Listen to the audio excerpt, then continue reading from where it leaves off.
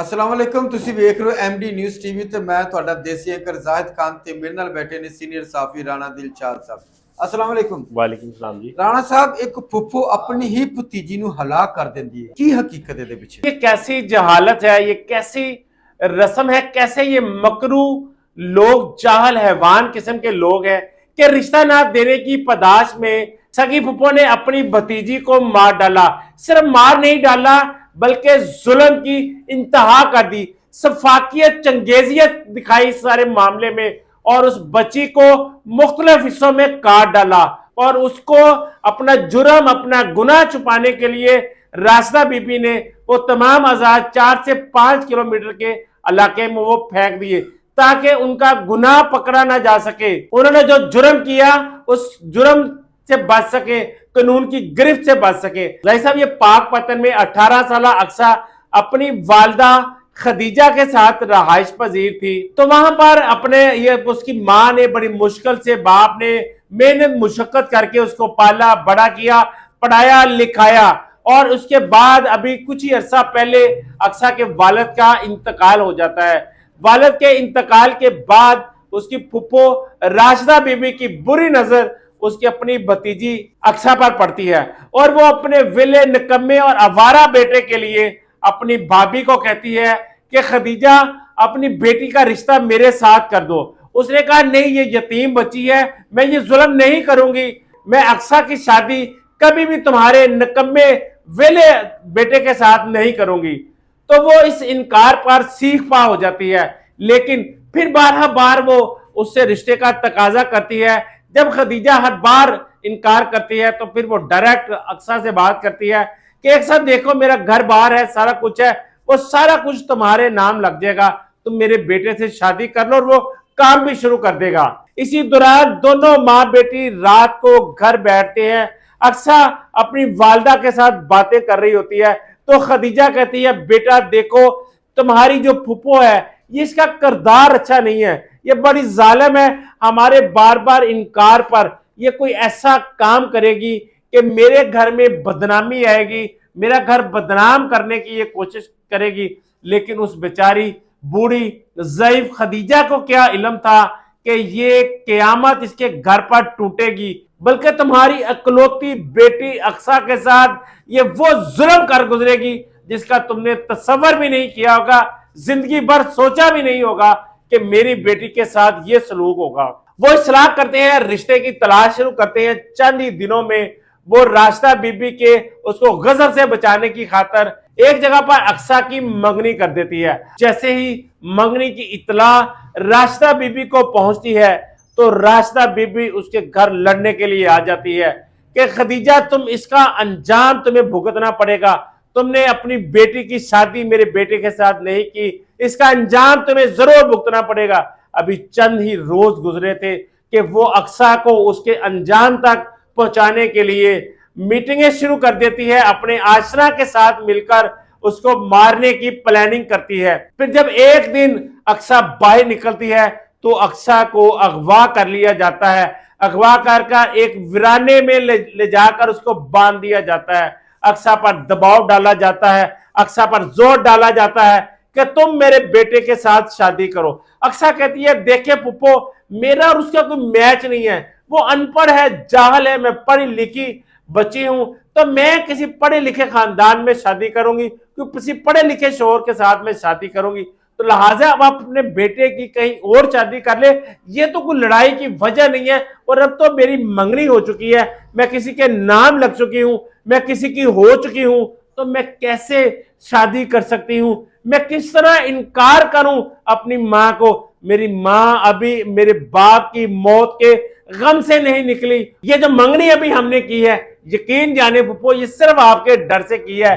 मैं ऐसा गम अपनी मां को नहीं दे सकती कि जिस गम को वो बर्दाश्त ना करे और उस दुनिया से वो कूच कर जाए, वो चली जाए। मेरे पास अगर दुनिया में कुछ सहारा है अल्लाह के बाद तो वो मेरी मां है। तो मैं अपनी मां की खुशी के लिए, उसकी जिंदगी के लिए कोई ऐसा काम नहीं करूंगी। तो वो उसको फिर मारती है, फिर इसको बरहना करके कई घंटे एक कमरे में बंद करके रखा जाता है कि तुम शादी के लिए हाँ करोगी तो यहां से तुम्हें छोड़ दिया जाएगा, मैं अपने बेटे के साथ यहां पर तुम्हारा निकाह करूंगी और तुम्हारी मां के पास चले जाए। लेकिन वो डर जाती है हुसैन के इनकार की तरह। वो कहती है फुप्पो ये जुल्म मैं नहीं कमाऊंगी। लेकिन फुप्पो जुल्म की इंतहा कर देती है। फिर उसको मारा जाता है, पीटा जाता है। उसका आशना और वो डंडों से उसको मारते हैं। इसी दौरान उसकी जान निकल जाती है। वो अपने खालके हकीकी से जा मिलती है। तो वो दोनों लाश के ऊपर बैठकर ये सोचते हैं कि अब इस से जान किस तरह छुड़ाई जाए। तो उसका आशना उसको सलाह देता है कि इसको काट कर इसके मुख्तलिफ टुकड़े करके इसको मुख्तलिफ जगहों पर फेंक दे, जानवर खा जाएंगे, किसी को पता भी नहीं चलेगा अक्सा कौन है, किसने मारा है, कहां गई है। जिस्म के जो मुख्तलिफ टुकड़े किए गए वो 4 से 5 किलोमीटर के इलाके में कोई कहीं से मिलता है। लोग अलल सुबह जब अपने खेतों में काम के लिए निकलते हैं तो उसके जब टुकड़े इकट्ठे करते हैं तो बच्चे, औरतें, बूढ़े, बुजुर्ग सब इकट्ठे हो जाते हैं। मस्जिदों में ऐलान होते हैं, कोई कहीं से जा रहा है, कोई कहीं से जा रहा है। जब उसको कंप्लीट किया जाता है, जब उसका दर मिलता है जिसके साथ उसका सर था, तो ये पता चलता है कि ये माई खदीजा की बच्ची थी जो गुज़िश्ता रोज अगवा कर ली गई।